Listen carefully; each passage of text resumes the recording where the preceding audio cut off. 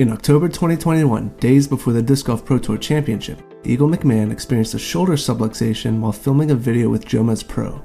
His rehab seemed to be going well, until he unexpectedly withdrew from the Jonesboro Open in April of 2022.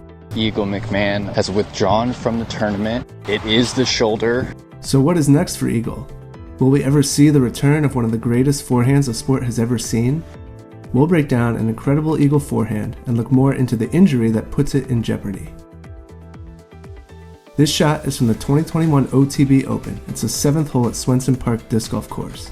Eagle rips the forehand through the center gap, keeping it low enough to stay under the tree canopy.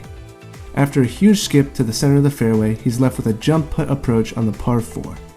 Having to navigate a fairway that's littered with trees, getting enough distance off the tee is crucial for making the upshot manageable to the green that is protected by OB on 3 sides. We believe Eagle is throwing his Swirly S-Line DD3, or the Cloudbreaker 1. With enough turn to maximize distance, Eagle chooses this disc for its ability to get a straight, penetrating flight with reliable fade. Aiming for the left side of the center gap, Eagle releases this shot with just a touch of hyzer.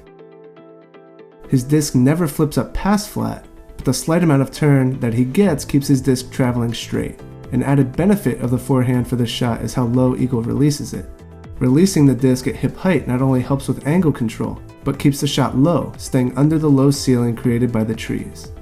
To that effect, on distance forehands you'll see Eagle getting into this bent over position, hinging at his hips. In this way, he uses his body position to control the release angle of the disc. One of the things that Eagle emphasizes when he talks about his forehand is the importance of a clean release. Eagle achieves this by keeping his left hand against the disc, ensuring the disc is pushed into his right hand, allowing him to put pressure on the disc. Another way he gets a clean release is by involving his wrist in the throw.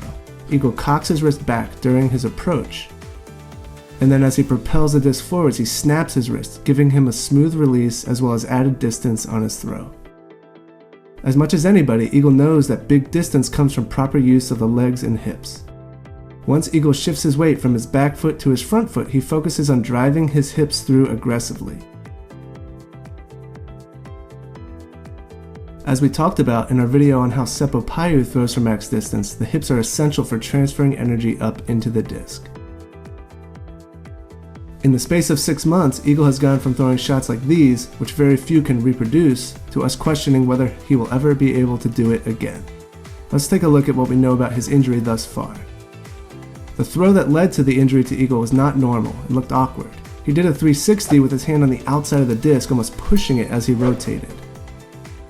Most people who experience a shoulder subluxation have increased mobility in their shoulder. We don't know if that's the case with Eagle, but he has since had an MRI suspecting a labrum tear. Labrum tears are common with shoulder subluxations, so it's not a huge surprise that this is a possibility.